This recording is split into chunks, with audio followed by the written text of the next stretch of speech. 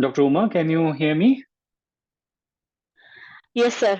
All right. For Dr. Uma, she didn't join the course. Okay. She was just taking the mocks and then suddenly she said, all right, I'm messed up and I'm lost. What I can do? So I said, all right, what you can do is you have only how many days you had when you got the drive access? Actually, less than a month, I must say. Yes. It was, I think, my exam was on July 9th, and it Mhm. was like 10th of the previous month, I think. Right, right. It's So April, yeah. she was like, May, okay, what I June, can June. do, what I can do. So I said, all right, you can have the access, but I'm not sure that you can cover it, but you can follow this. I think it will help you. So she followed, and after her exam, he called me, and she was super nervous and super stressed, and she was like, "Sir, I forgot to wash my hand all the three stations. I forgot to ask for the expiry date for all the stations. Okay, I'm not going to pass." So I said, "All right, calm down, go to your home. I will talk to you tomorrow." Okay, and then the day after her exam, she was like super stressed, and I said, "All right, give a overall briefing about your exam. How was it?" So she said everything, and I said, "You are going to pass this. Don't worry." Okay. And after the result, I am like mind blown with her result as well, the score. Okay, Dr. Uma, can you share your score? Can you tell me? Uh, okay. Knowledge, I got 144, Yeah. and for skills, I got 142. Yes. Without even washing the hand, or also for the Yeah, expiry date, right? I made so many mistakes. I Yes. mean, I was like very disappointed. But I'll just tell you what happened. I Yes. joined Just and I share, joined. just share, Yeah, just share your whole yeah, story. sure. Yes. Yeah, Go ahead. sure. I joined another course, but Okay. Don't actually say the any names. course. Okay. It's Yeah, fine. I'm not saying any Yes. name, but actually the classes were not good. I was not happy with the class. Because many things we already know, like you're not supposed to say medical terms. And when I just started listening to their recordings itself, I thought I feel like this is not the right way to do. I felt like that. Then I just started listening to the mocks. And then one day, sir itself asked during the mock, does anybody want to introduce themselves like that? Then I introduced myself, but by that time the mock session was over. He was about to start another course. So I told him like I'm going to have exam next month. Then sir told me in that class itself. He told me, okay, Oma, do one thing after the class. You call me. We will talk about that. That day itself, he gave me a timetable, like a plan exactly what I should do. It was actually less than a month I had in my hand, and he told me like 6 days you have for anatomy, 6 days you have for pathology, 6 days for what Critical care. critical care. Yeah, yeah, like that. He gave me a proper plan, and I had his notes, and I started preparing with that. Actually, yeah, I prepared, and I was listening to his mocks, and I would like to give you some tips how I prepared. I had his books hard copy delivered, and what I did was that one time you read, some questions are like easy. You are going to remember that. That's fine. Some questions are like very difficult. You may not remember. So I used to put some star or highlight them. And in case of clinical examination and history taking, I made a skeleton like flowchart like thing, so that you can just at a glance you can know exactly what are the steps, like a skeleton kind of thing. And the whole thing to review, maybe it will take half an hour for you, like that, for clinical examination and history taking. This was the thing I did that actually helped me a lot, because on the day of exam, before the day of exam, I can just go through these steps so that I won't forget it. And I used to practice clinical examination in my house. I had my parent. parents, and my son is there. So I used to practice on them. And history taking also I used to practice with my sister, and I had a study partner too. So usually it was my sister who helped me out, because I couldn't attend sir's mock session. It was too late for me. So I used to listen to all the mock sessions, and yeah, like earlier it was told, I used to listen at 2x speed because I didn't have time to listen it slowly. And yeah, it was very helpful. So about the day of examination, you like wear the formal wear, and it's written like it should be above elbow. I wrote exam in Delhi, as we have mentioned. I mentioned earlier, we had a hybrid exam, so it's basically same. But the thing is, for knowledge stations, you have a screen in front of you, and the examiner will be like a video chat. You can talk to the examiner via video call. That's only difference. You will have what do you call, sheets of hard copies of pictures and investigation results, everything in front of you, and they will say take the picture number 1, take the picture number 2, like that. So about the exam, initially there will be a briefing and everything. Then as it has been told, you will be asked to stand in front of a door, first facing outside. Then you have one time to read the stem, 1 minute to read the stem, and then you can go inside. So I got prostate, BPH as history taking one station, and tonsil for the other station. Prostate and tonsil both were actually very easy for me, because I again, about history taking, when I started practicing history taking, I took at least 9 minutes to complete history taking. I was so disappointed, and I tried my best, but I'm not able to achieve that within the time. But I realized you have to make short sentences. You don't have to describe too much, because these are the tips that I have known. Like, the patients are already very experienced, and they very well know what you're going to ask them. So just tell them what you want to say. Don't have to explain like this, that, and all. Just say it in small, small, short sentence, so that you can finish everything on time. And I was able to finish both the histories on time. Tonsil, I was able to even summarize to the patient, and after that, I could tell her that okay, after this history, I'll talk to my consultant. We may have a plan for you. Maybe you may have to do some workups, and then we'll take we will for like carry out further planning based on the workup results, like that. I had time to talk there, because tonsil was a very small station. You have time for all those things. But prostate was like the right time. I could finish everything on time, and the questions were also simple. Sir especially mentioned in his class that the patient will be taking an alpha agonist as a nasal spray. That exact same thing was there, and they asked me to, okay, why the patient is taking nasal spray? Do you think there is any relationship with that? Okay, the same thing they asked. So every point that sir mentions in his class is like super important, because they're like going to ask you the exact same thing. So you will be like wondering, my God, everything is just the same. And and about clinical examination, I messed up like anything. I don't know. I was so sad after the exam that I totally forgot about washing my hands. Totally forgot about that. I just straight away went and introduced to the patient. And let me tell you, when sir is taking the class, he always start with, I will go and wash my hands. He always start like that. See, when I started practicing myself, I first thought, okay, I should also start saying that. Then I thought, okay, washing hands, nobody's going to forget. I'm frankly telling you, this is what happened. Washing hands, who is going to forget? Okay, I'll start with the proper examination, like that. So whenever I practiced, I started with practicing introducing myself. Hello, I am Dr. Uma, like that. So I never forgot those things. But washing hands on the day of exam, you will forget. So exactly like sir is telling you, just do the same thing. I'll wash my hands. I will tell the examiner my number, and then like that. What the sir is so experienced that he knows exactly what's going to happen in your exam. So just follow what is saying. So whenever you practice clinical examination, just tell yourself, okay, start with wash your hands. Okay, I'll wash my hands. Then I'll introduce to the patient.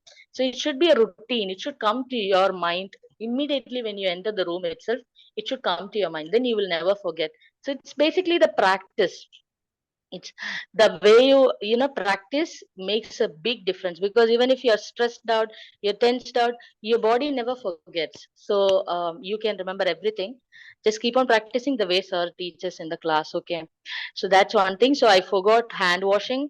Then spine examination I got, I couldn't complete the examination, but I think it was okay, because it's a long station and the examiner will ask you, okay, do you want to do anything more? Then you can just tell him, okay, I couldn't finish the examination, so first I would like to complete my examination, then I would like to do the arterial and everything, whatever you want to, like, everything is given in his notes, just follow that, it's enough. And the second case was hernia for me. It was an indirect hernia. It was okay.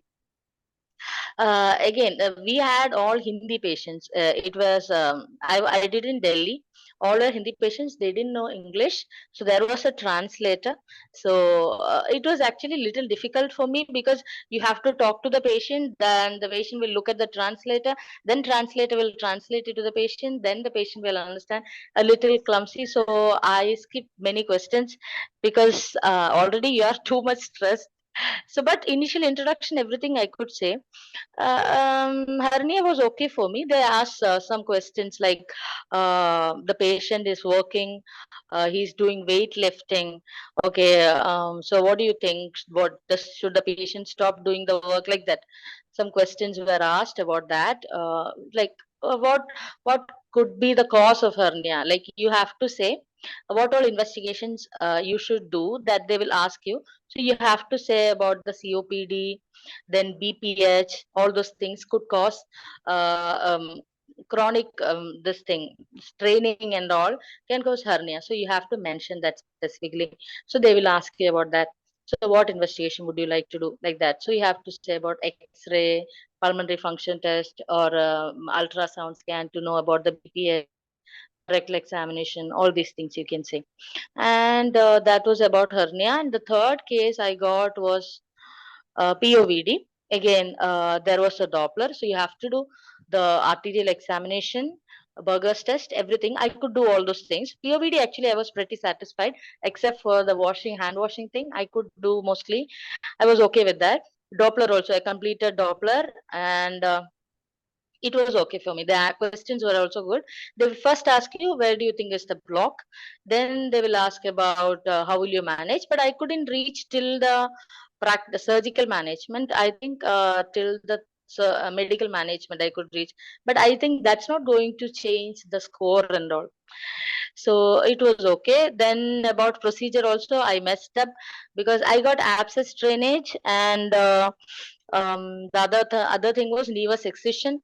So in abscess drainage, I forgot to ask about the expiry date of the local anesthetic. Some simple things, but I forgot. Basically, it's all taught in the class several times, but during the exam, you are bound to mess up something. It's okay. Like, I realized that even if you mess these things up, you will pass the exam, so it's okay. And nevus excision, I forgot to give patient instructions. I didn't tell the patient anything. I actually totally forgot, because I was so carried away with excising the nevus. I totally forgot the patient to tell him about what he should do, when he should come back, all these things. But you're supposed to do that. But in spite of not doing that, I could pass the exam. So don't worry. Then communication was okay. The patient was angry, as it was explained earlier. It was just like that. He was a foreigner. Again, history taking also, we had a foreigner. Then the second, phone call communication, I would like to give you a tip for my phone call communication. The examiner will ask you, okay, was there, it was the ITU, call IT registrar, that case. So that time, I already know that examiner will be telling you something. You have to note them down. He will ask you to repeat it. We know that it's given in the notes and it's told during class also. So I know that. But what happened was that he is asking us, like, okay, did you find any fluid chart in the file? Then I will be like, no, sir, I couldn't find a fluid chart. Okay, so do something about that. Okay, what fluid would you start? Then I will say, sir, we can start with the crystalloid, like that. So again, he will ask about, did you do an ECG? So he'll be asking questions and we will be answering to those questions. Finally, he didn't tell me like instructions or orders. But finally, he asked me, okay, can you please repeat me what I've just told you? Then I was like, he didn't tell me anything. But basically, what he meant was that he would be telling you to do that, to do this, while you are being asked questions. He'll be saying, okay, you should do that, you should do this. You try to memorize them or write them down. Because I was so blank that I totally forgot, okay, he was asking that. Like, we'll be carried away with answering those questions that you will forget what he asked first. Okay, so it's my tip, write them down. I couldn't remember them, but by that time the bell rang, so I escaped. So these things actually got messed up. So I was really depressed after the exam, and knowledge was actually, frankly speaking, it was very easy for me because everything was ditto. Sir's not ditto. I would say ditto. Only thing was different was the pictures. The anatomy pictures, they are totally different. You cannot find these pictures anywhere. They will be bringing new pictures, but don't worry. See, just try to remember the main structures. They will only ask you main structures, major important structures that will be only asked.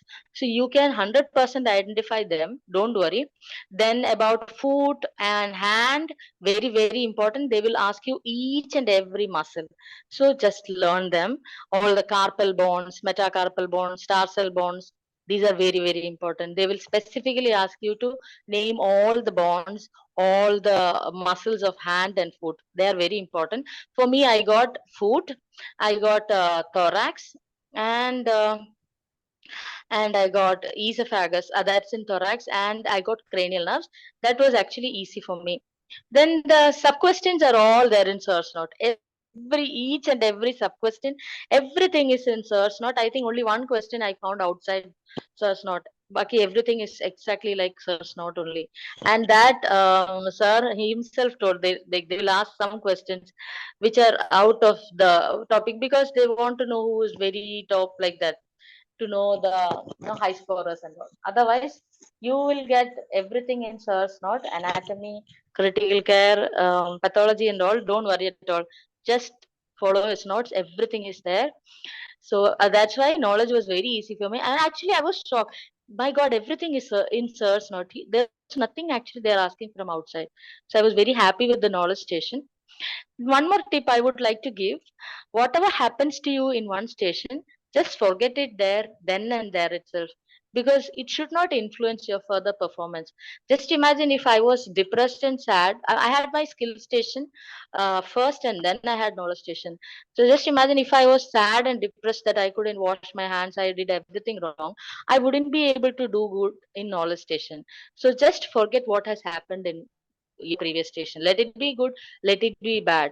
Don't think about that at the moment. Just follow that order. Na? The exam is so well organized and professionally conducted that you will totally forget about the time.